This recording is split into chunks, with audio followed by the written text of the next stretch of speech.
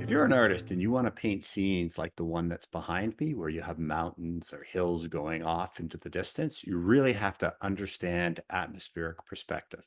And that's the idea that as things get further away, they get lighter, they get bluer, and their edges get softer. And I prepared a little demonstration in watercolor to show you how you can show this effect in your paintings. Today, I'd like to talk to you about atmospheric perspective. Now, that refers to the idea that when we look through the air, it's not 100% clear. There's all kinds of stuff in the air. And what that does is it makes things, as they get further away, they get lighter, they get softer edges, and they get bluer. So you have to think of when you're looking into the distance, it's like looking into layers of milky glass. Now, watercolor is a great way to kind of represent this on paper. And what I've done here is I started with a very wet piece of paper, blocked in the sky, and then into that wet shape, I put my initial wash that outlined the distant hill.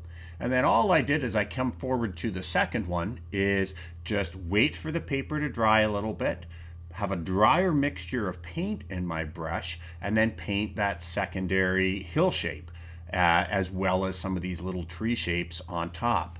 Because the paper is considerably drier for the second hill shape, that's going to make the edges harder and it's going to bring that hill shape forward.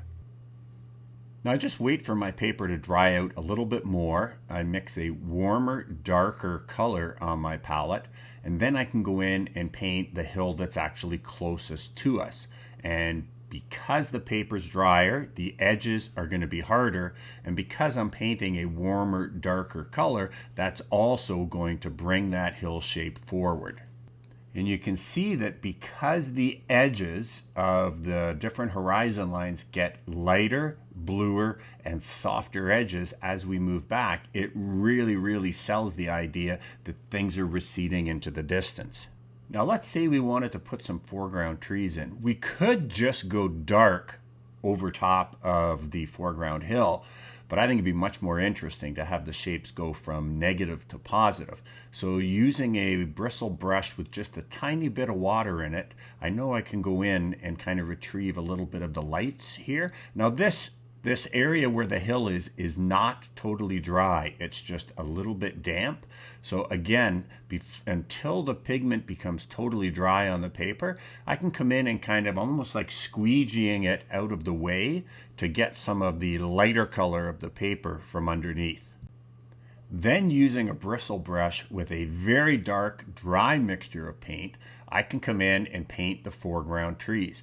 And because this is the sharpest contrast with the hardest edge, that really is going to sell the fact that the tree is existing in space very much in front of the first hill, the second hill, and the third hill. And as Bob Ross always said, if you're going to put one tree in, let's give him a little friend. That's actually sound compositional advice, because one tree is an isolated design element that can actually disrupt the unity of the painting. By adding or echoing that element, it actually makes it feel like that now wants to belong. So just switching to a little bit smaller brush, I'll do some of those thinner, lighter branches.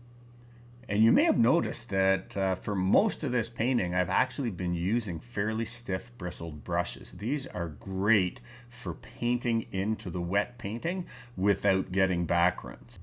Now, once the paper became dry, I came in and did some negative painting to sharpen up the edges of the trees in the foreground, and then just applied some washes of color into that foreground hill just to make it a little more interesting. And let's take a closer look at this finished little sketch. You can see that that far hill has a very soft edge. It almost disappears. As we come to the next hill, it's slightly harder, slightly darker, not quite as blue. And then as we come forward to the foreground hill, much harder edge, much darker, much warmer. These little sketches are a great way to play around with atmospheric perspective, as well as to get to know how watercolor paint is going to react in terms of how wet is the paper, how wet is your brush, and how soft is that edge going to be.